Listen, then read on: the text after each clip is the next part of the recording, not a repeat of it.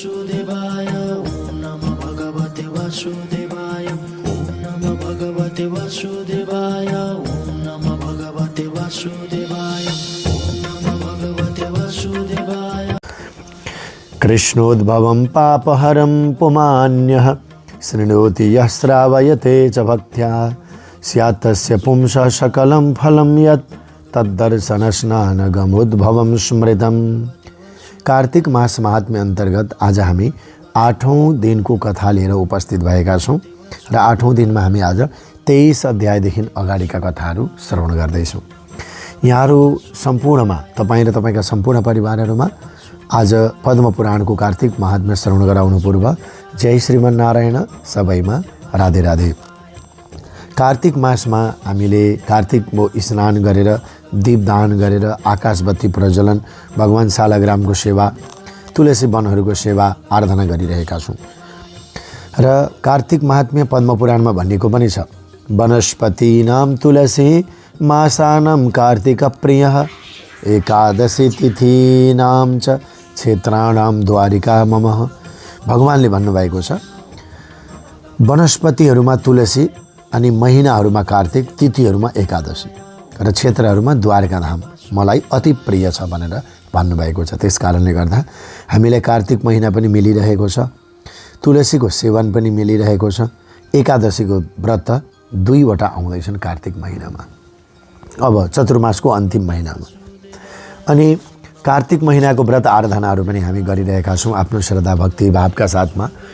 देवघाट धाम धर्मदर्शन आश्रममा पनि श्रीमद् भागवत महापुराण प्रारम्भ भइसकेको छ। फेरि अर्को आज दोस्रो दिनको कथा हजुरहरू श्रवण गर्नुहुनेछ 11 बजेदेखि र समय जस्तो हुन्छ जहाँ हुनुहुन्छ कथा पनि श्रवण गर्नुहोला।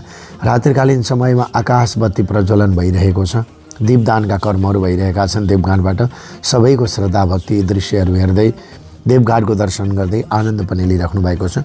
भगवान राधा माधवको कृपा बर्सिरहोस् भन्दै आउनुहोस्। अब धर्मदत्त ब्राह्मणको कथा चलिरहेको छ।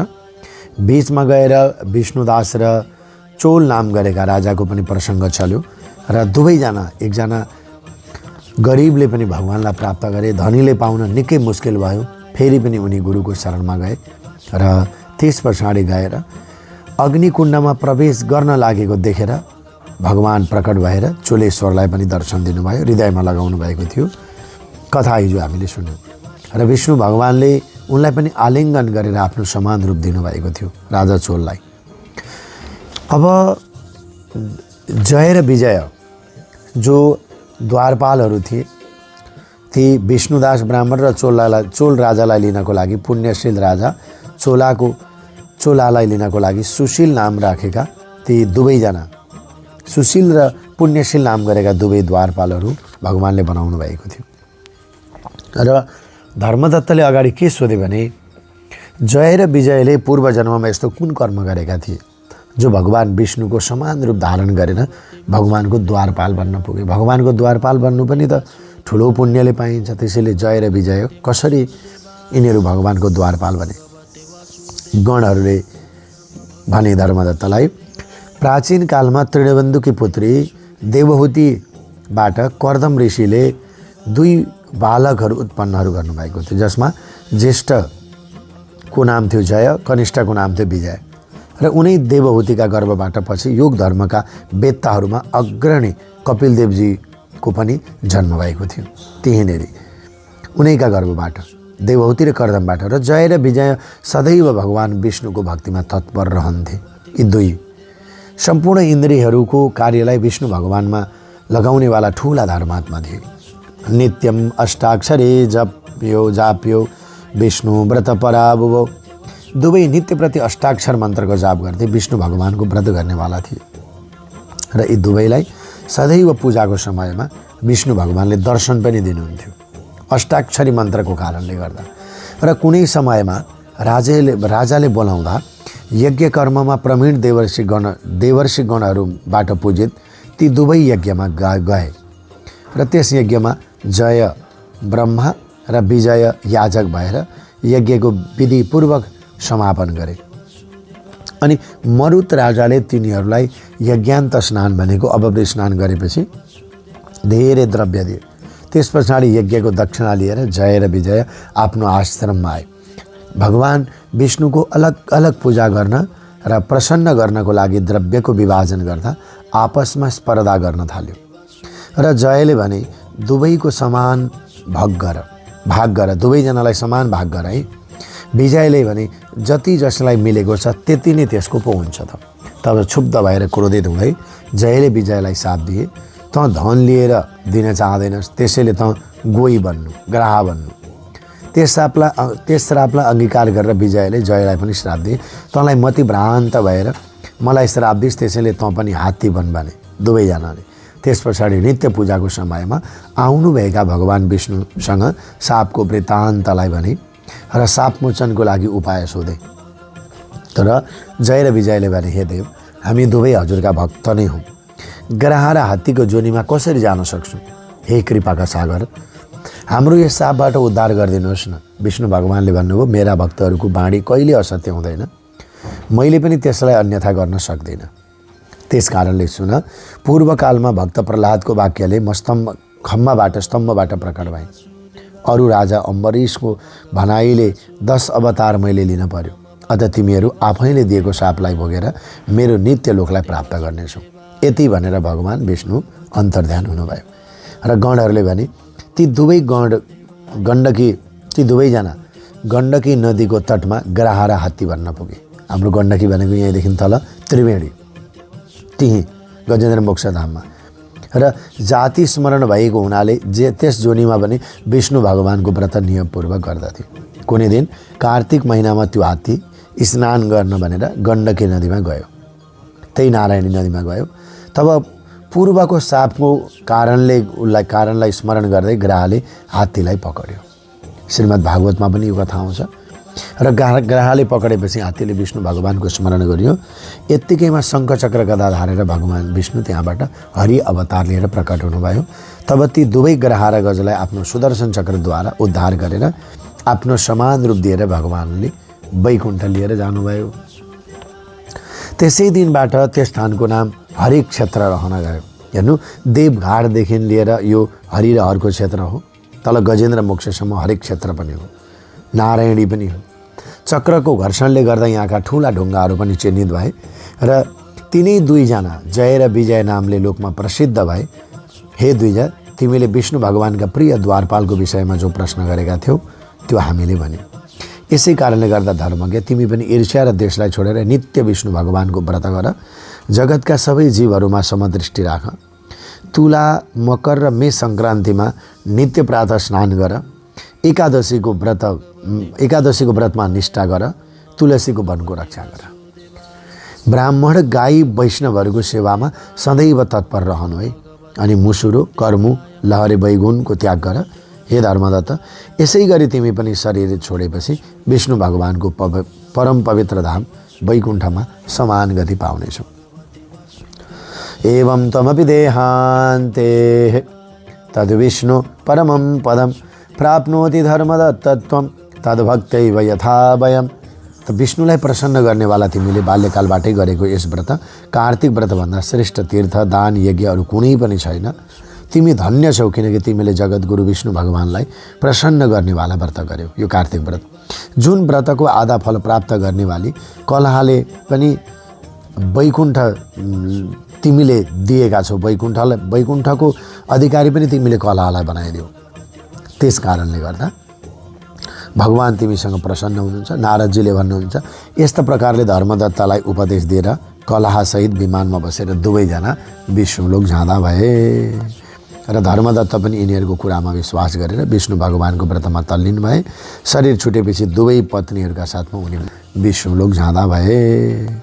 प्राचीन कालको यस इतिहासलाई जसले सुनाउँदछ त्यसले जगतगुरु भगवान र हरिहरको कृपा रहन्छ भन्नुभएको छ।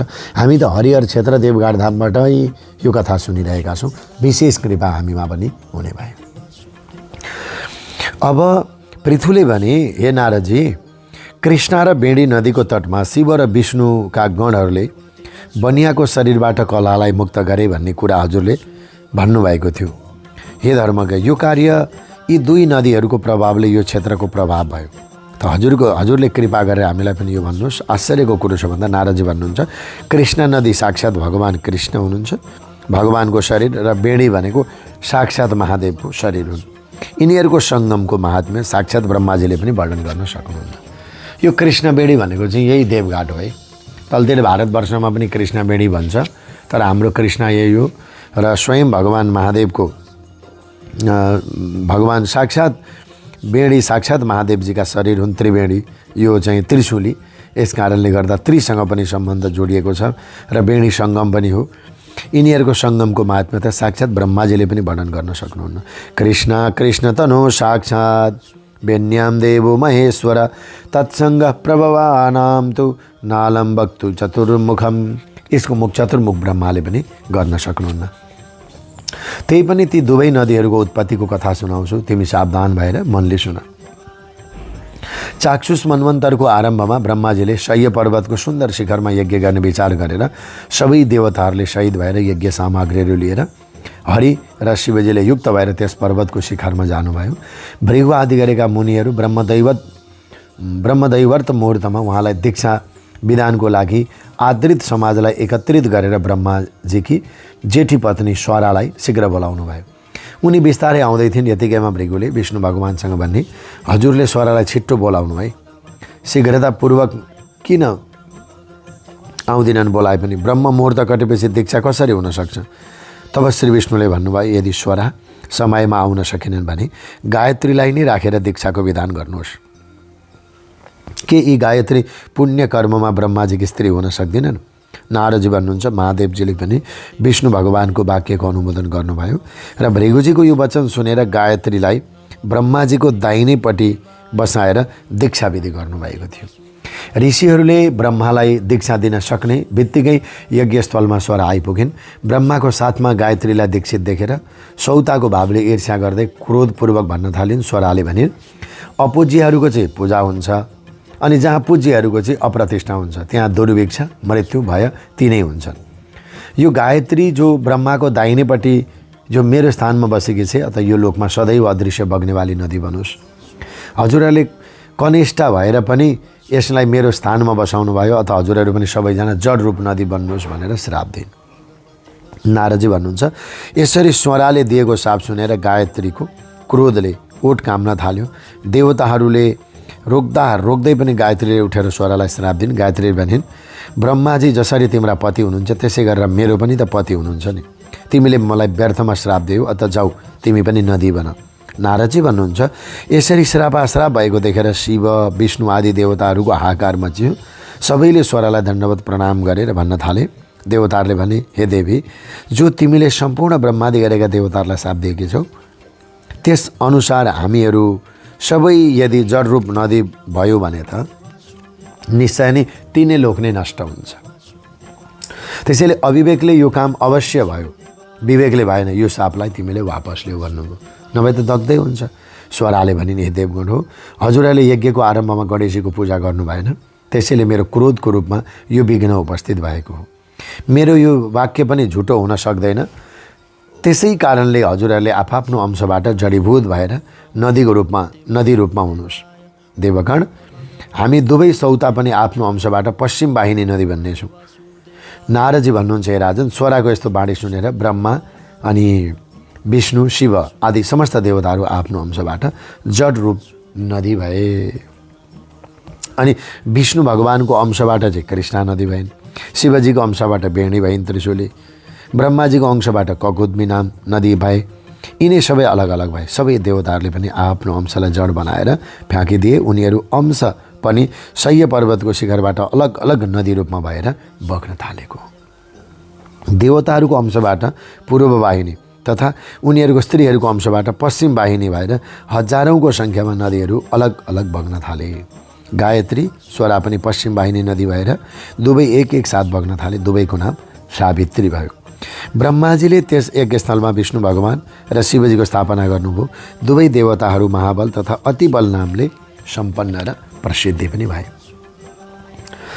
कृष्णोद्भवम पापहरम पुमान्य, त्यसैले पाप विनाशक कृष्णको उत्पत्तिको वर्णन कृष्णा नदीको वर्णन जसले सुन्दछ, गण्डकीको वर्णन, शालग्रामको वर्णन सुन्दछ भने अवश्य कसैलाई सुनाउँदछ भने त्यसले कृष्णको सङ्गममा दर्शन र स्नान गरेको सम्पूर्ण फल प्राप्त गर्यो भन्नुभयो। अब लु देवघाट पनि आउनु परेन। अब कार्तिक महिनामा यदि 2-4 जना टाढा ला भन्ने थियो, पश्चाताप भएको थियो, जाउँ त लागेको थियो भन्ने छ भने अब यो कृष्णोद्भवम पापहरम पुमान्यः, जसले कृष्णको उत्पत्ति बेणी यो सबै सङ्गमको महत्त्व र महिमा सुन्छ भने उसले यही कृष्णको सङ्गममा दर्शन र स्नान गरेको सम्पूर्ण फल प्राप्त गर्यो। स्यात्तस्य पुंस सकलम फलम यत् तद्दर्शन स्नान गमोद्भवम स्मृतम्।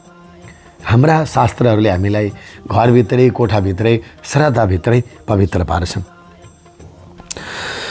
यस कारणले गर्दा माघ महिना, कार्तिक महिना, एकादशी यी तीनैवटा व्रतहरू भगवानको लागि अत्यन्त प्यारो पनि हो। जो प्राणी जितेन्द्रिय भएर यिनीहरूको सेवन गर्दछ त्यो मलाई जति प्रिय हुन्छ त्यति यज्ञ गर्नेवाला व्यक्ति पनि त्यति प्रिय हुँदैन। माघ महिना, कार्तिक महिना र एकादशी, जसले यिनीहरूलाई स्नान गरेर केही ध्यान गरेर मन्त्र जापहरू गरेर बिताउँदछ भने त्यो मेरो लागि प्यारो हो। त्यस्ता व्यक्तिले ठुला यज्ञ पनि गरिराख्नु पर्दैन भनेर भगवान भन्नुहुन्छ। यस कारणले गर्दा भगवान अगाडि आज्ञा गरिबक्सनुहुन्छ कि जो प्राणी विधि विधानसहित यिनीहरूको सेवन गर्दछ भनेको कार्तिक, माघ अनि एकादशी, उनीहरूले अलिकति पनि पापको पनि भय हुँदैन। सत्यभामाजी भन्नुहुन्छ, हे कृष्ण, हे नाथ, हजुरले यो धेरै आश्चर्यको कुरो मलाई भन्नुभयो। अर्काले दिएको पुण्यले कलहको मुक्ति भयो भनेर। यो प्रभावशाली कार्तिक महिनामा हजुरलाई अति प्रिय छ। यति प्रिय छ कि पतिद्रोहादि पापहरू पनि स्नान मात्रको पुण्यले नष्ट भयो। अर्काले गरेको पुण्य दिँदा प्राप्त हुन्छ, तर नदिकन कुनै मार्गले चाहिँ त्यस्तो प्राप्त हुन्छ कि हुँदैन। श्रीकृष्ण भन्नुहुन्छ, नदिकन पुण्य अथवा पाप जुन मार्गबाट व्यक्तिहरूले प्राप्त गर्दछन्, सत्यभामा तिमी सुन भनेर अगाडि बताउनुहुन्छ। देशग्राम कुलानीश्वर भागभाजी कृतादिषु कलौ तु केवलम कर्ता फल पुण्य पापयो। सत्ययुगहरूमा देश अनि ग्राम तथा कुलहरूमा पनि र पुण्य तथा पापमा भागीदारी हुन्थे, किन्तु कलियुगमा एक मात्र कर्ताले पुण्य या पापको भोग गर्नुपर्छ, अरूलाई लाग्दैन। अर्काको संसर्ग बिना स्वयं गरेका कर्महरूको यस्तो व्यवस्था बताइएको छ। अब संसर्ग गर्नाले जसरी पाप र पुण्य मिल्दछ त्यो पनि सुनाउँछु, सुन। एक स्थानमा बस्नाले, मैथुन आदि गर्नाले, विवाह आदि सम्बन्धद्वारा एकै पात्रमा भोजन गर्नाले मनुष्यले यथावत पुण्य र पापको आधा फल प्राप्त गर्दछन्। र पढाउँदा, यज्ञ गर्दा, एउटै पङ्क्तिमा बस्दा, भोजन गर्दा पाप र पुण्यको मनुष्यले चतुर्थांश फल परोक्षमा प्राप्त गर्दछन्। एकै आसनमा बस्दा, एकै सवारी यान गाडीमा चढ्दा श्वासको आउने जाने क्रमले पुण्य अथवा पापको पनि 6औं भाग प्राणी मात्रलाई मिल्छ। स्पर्श गर्नाले, अर्काको भोजन गर्नाले, अर्काको स्तुति गर्नाले पनि पुण्य र पापको दशांश फल भाग नित्यपति प्राप्त हुन्छ। दर्शनात् श्रवणाभ्याम च मनोध्यानास्तथैव च परस्य पुण्य पापानां शतांशं प्राप्नुयान्नरः। दर्शन गर्नाले, सुन्नाले, मन लगाएर ध्यान गर्नाले मनुष्यलाई अर्काको पुण्य र पापको शतांश मिल्छ। तपाईँ हामी टाढा छौँ, तर सुन्नाले, सुनाउनाले पनि केही न केही पुण्य त आदान प्रदान भएको छ है। हजुरहरूको यताको उता शतांश त मिल्दो रहेछ नि। अर्काको निन्दा गर्नाले अनि प्रसन्नता रहनाले, अर्कालाई धिक्कार गर्नाले र पापलाई लिएर पनि आफ्नो पुण्यहरूलाई त्यही बराबरी आउँछ। पुण्य पाप गर्नेवाला प्राणीहरू जो मनुष्यको सेवा गर्दछन्, त्यो पत्नी, नोकर, शिष्यहरूलाई छोडेर अरू मनुष्यहरूलाई यदि सेवाको अनुरूप द्रव्य दिँदैन भने त्यो सेवक उसको सेवाको अनुरूप पुण्यको भागी हुन्छ। भोजनको लागि एक पङ्क्तिमा बसेर भोजन गर्नेहरूमध्ये कसैको बीचमा उल्लङ्घन गरेर बाँड्दछ भने बाँट्नेवालाको उसलाई 6औं भाग मिल्दछ। स्नान तथा सन्ध्या आदि कर्म गर्दै गरेका मनुष्यहरूले, जो मनुष्य छुन्छ, स्नान गर्दै गरेको, सन्ध्या गर्दै गरेको मनुष्यलाई जसले छुन्छ अथवा उसँग सम्भाषण गर्दछ भने पनि त्यो मनुष्यले आफ्नो पुण्यको 6औं भाग त पाउँछ। धर्मोद्देशेन यद्द्रव्यम अपरम याचते नर तत्कर्मजम यस्य धनम तम दत्त्वा प्राप्नुयात् फलम। धर्मको लागि जो मनुष्य अर्कासँग धन माग्दछ त्यस धनमा दिनेवालाले पनि आफ्नो धनको बराबर उसको कर्मजन्य पुण्यफल प्राप्त गर्दछ। जो अर्काको द्रव्य चोरेर पुण्य कर्म गर्दछ त्यो मनुष्य उसको पापको भागीदारी हुन्छ र जसको धन चोरेको हो त्यो धनी चोरको पुण्यको भागी हुन्छ। अर्काको ऋण नतिरिकन नदिकन जो मनुष्य मर्दछ उसले त्यो धनीले ऋणको समान पुण्य प्राप्त गर्दछ। उसले सिकाउनेवाला, अनुकरण गर्नेवाला, सामग्री जुटाउनेवाला, अरू प्रेरणा दिनेवाला यी सबै पाप र पुण्यको 6औं भाग प्राप्त हुन्छ। राजा र प्रजाहरूको पाप र पुण्यको सठांशको भागी हुन्छ। त्यस्तै गुरु र शिष्यको र पति र पत्नीको, पिता र पुत्रको पुण्य अथवा पापको 6औं भाग प्राप्त गर्दछ। पतितलाई प्रसन्न राख्ने वाली तथा सन्तुष्टकारिणी स्त्रीले पतिले गरेको पनि पुण्यको आधा भाग प्राप्त गर्दछन्। पर हस्तेन दानानि कुर्वत पुण्यकर्मणः बिना भृतकपुत्राभ्याम कर्ता षष्ठाम समुद्धरेत। जो अर्काको हातद्वारा दान गराउँदछ त्यो नोकर अथवा पुत्रलाई छोडेर गर्नेवालाले उसैको 6औं भाग प्राप्त गर्दछ। जीविका दिनेवाला, मनुष्यको जीविका ग्रहण गर्नेवाला, अर्काको हरण गरिदिनेवालाको पुण्यको 6औं भागको भागीदारी हुन्छ। यदि आफ्नो अथवा अर्काको सेवा गराउँदैन भने यस्तै प्रकारले अर्काले गरेको पुण्य या पाप नदिकन अर्कालाई मिल्न सक्दछ, परन्तु यो नियम कलियुगमा लाग्दैन। कलियुगमा त एकमात्र कर्ताले नै पुण्य अथवा पाप भोग्नु पर्दछ। यस विषयबाट अति प्राचीन धेरै उत्तम बुद्धिवर्धक एउटा इतिहास भन्दछु भनेर सुनाउनुहुन्छ कृष्ण भगवानले। पुरा अवन्तिरे पुरे कस्येत विप्रासीन धनेश्वर ब्रह्मकर्म परिभ्रष्ट पापकर्म सुदुर्मति। श्री कृष्ण भन्नुहुन्छ, पहिले अवन्ती उज्जैन नाम गरेको पुरीमा ब्रह्म कर्मदेखि भ्रष्ट पाप कर्म गर्नेवाला दुर्बुद्धि धनेश्वर नाम भएको ब्राह्मण रहन्थे। त्यो रस, कम्बल, छाला आदिको व्यापारी बोलेर असत् कर्महरू गर्नेवाला थिए र चोरी, वेश्यागमन, मद्यपान आदि कर्म गर्ने हुनाले उसको चित्त सदैव सन्तप्त पनि थियो। राम्रो कर्मै थिएन। क्रय विक्रयहरू गर्दै देश देशान्तरमा घुम्दै ऊ एक दिन माहिष्मतिपुरीमा आइपुग्यो। महिष राजाले बसाएको भएर त्यस नगरीको नाम नि महिष्मति थियो, जसमा पापनाशिनी नर्मदा नदी पनि बग्ने गर्दछन्। कार्तिक व्रतिनस्तत्र नानग्राम गतान् नर सदृष्ट्वा विक्रियं कुर्वन् मासमेकमुवासः। त्यस नदीको तटमा अनेक गाउँबाट आएका कार्तिक व्रत गर्नेहरू प्राणीमा कोही बत्ती बालेका छन्, कोही दियो बालेका छन्, कोही स्नान गरेका छन्, कोही अर्घ्य गरेका छन्, कोही जप गरेका छन्। त्यो गर्नेवालालाई देखेर, प्राणीलाई देखेर धनेश्वरले पनि आफ्ना विक्रिय गर्दै 1 महिनासम्म त्यहाँ बस्यो। उसले पनि त्यहाँ, धनेश्वरले पनि। र सामान बेच्नको लागि नित्य नर्मदा नदीको तटमा घुम्दै त्यसले नुहाएका देवताहरूको सेवा जपमा लागेका ब्राह्मणहरूलाई देख्यो। आफूले चाहिँ गरेन, त्यो त व्यापार गरेर बसेको छ। त्यो धनेश्वरले देख्यो र कोही पुराण पाठ गर्दैछन्, कोही कार्तिक महात्म्य भन्दैछन्, कोही भागवत भन्दैछन्, कहीँ आकाशबत्ती बालेको छ। यहीँको जस्तो परिस्थिति भयो। र कोही सुन्नमा लिन्छन्, कोही नाच्नमा, कोही गाना बजाउनमा लागेछन्, कोही विष्णु भगवानको भजन सुन्दैछन्, कोही विष्णु मुद्राङ्कित छन्, कोही तुलसीको माला धारण गरेका छन्। जता हेऱ्यो त्यतै कौतुक भइरहेको छ। यसरी नित्य घुम्दै वैष्णवहरूको दर्शन, स्पर्श, वार्तालाप तथा विष्णु भगवानको नाम स्मरण रूपी पुण्यलाई अर्जित गर्यो धनेश्वरले। एवं मासस्थित शोथ कार्तिकोद्योपाने विधिम क्रियमाणम ददर्शासो भक्त्या जागरणम हरे। 1 महिनासम्म यसरी नै रहेर उसले कार्तिक व्रतको उद्यापनलाई पनि देख्यो, भक्तिपूर्वक हुँदै गरेको हरि भगवानको जागरणलाई पनि देख्यो। पूर्णिमामा कार्तिक व्रतमा विधिहरूद्वारा ब्राह्मण तथा गाई पूजा, दक्षिणा, दान उनीहरूलाई भोजन गराएको पनि देख्यो। महादेवजी प्रसन्नताको लागि गरिएको सायंकालको दीपोत्सव विधिलाई पनि देख्यो र त्रिपुर नाम भएको दैत्यको 3 पुरहरूलाई महादेवजीले यसै तिथिमा जलाउनु भएको थियो। त्यसैले यस तिथिमा शिवजीका श्रद्धालु भक्तहरू परम उत्सवहरू मनाउँदछन्। त्रिपुर उत्सव त्यो मनुष्य ममा तथा शङ्करजीमा त्यो मनुष्य जसले ममा र शङ्करजीमा अन्तर मान्दछ भने सम्पूर्ण पुण्य क्रियाहरू निसन्देह निष्फल हुन्छन्।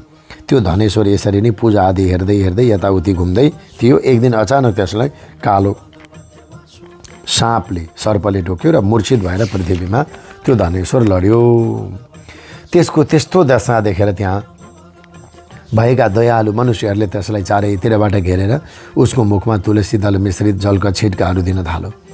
त्यसै समयमा उसको प्राणान्त भयो अनि उसलाई यमदूतहरूले बाँधेर कोराले हान्दै हान्दै क्रोधपूर्वक यमपुरीमा लिएर गए। उसलाई देखेर चित्रगुप्तले यमराजसँग भने, महाराज, यसले बाल्यकालबाट आजसम्म बिल्कुल कुकर्ममा मात्र गरेको छ। चित्रगुप्तले भने, यसको जीवनकालमा पुण्यको कहीँ लेस मात्र पनि देखिन्न, तर पापको सङ्ख्या भने 1 वर्षमा पनि गनेर सकिन्न। यो दुष्ट त साक्षात् पाप मूर्ति नै देखिन्छ। यसलाई 1 कल्प पर्यन्त मर्यादा नामको घोर नाम गरेको नरकमा लगेर राखिदिनुपर्छ। कृष्ण भन्नुहुन्छ, यो सुनेर यमराजले कालाग्निको समान आफ्नो विकराल रूप देखाउँदै आफ्ना अनुचरहरूलाई अति क्रोधित भएर वज्रको समान कठोर वचन बोले। यमराजले भने, हे प्रेत सेनापति हो, यो दुष्ट पाप मूर्तिमाथि मुद्गरको प्रहार गर्दै यसलाई कुम्भीपाक नरकमा लगेर हाल। यसको दर्शन पनि पाप रूप नै हो। श्री कृष्ण भन्नुहुन्छ। यस्तो सुनेर प्रेत सेनापतिले आफ्नो मुद्गरले त्यो शिरमा हान्दै हान्दै धनेश्वर लगेर उम्लिँदै गरेको तेलको कराईमा कुम्भीपाकमा नरकमा लगेर उसलाई हालिदिए। तर धनेश्वरलाई कुम्भीपाक नरकमा हाल्ने बित्तिकै त्यसको प्रज्वलित अग्नि साह्रै शीतल भयो। जसरी प्रहलादजीलाई अग्निज्वालामा राख्दाखेरि अग्नि शीतल भएको थियो, त्यस्तै भयो। विचित्र घटनालाई देखेर प्रेत पत्नीले विस्मित भएर शीघ्र आएर यमराजलाई सारा वृत्तान्त सुनाए। यमराजले पनि त्यस प्रेतप्रतिलाई सुनाएको आश्चर्यको कुरा सुनेर यो के हो भन्दै चकित भएर धनेश्वरलाई बोलाएर विचार गर्न थाले। त्यसै समयमा हाँस्दै नारदजी पनि आइपुग्नु भयो अनि यमराजले नारदजीको सत्कार र पूजा गरे पछाडि नारदजीले धनेश्वर ब्राह्मणलाई देखेर भन्नुभयो, नारदजी भन्नुहुन्छ, हे अरुणनन्दन यमराज, यो ब्राह्मण नरक भोग्ने योग्य छैन, किनकि अन्त समयमा अकस्मात नरक यातनालाई नष्ट गराउनेवाला केही सुकर्महरू त गरेको छ। यसले के गरेको छ त? य पुण्य कर्मणि कुर्यात् दर्शन स्पर्श भाषणम। जो व्यक्ति पुण्यवान र प्राणीहरूको दर्शन, उनीहरूको स्पर्श तथा उनीहरूसँग वार्तालाप गर्दछ, त्यसलाई उनीहरूको पुण्यको 6औं भाग निश्चित मिल्दछ।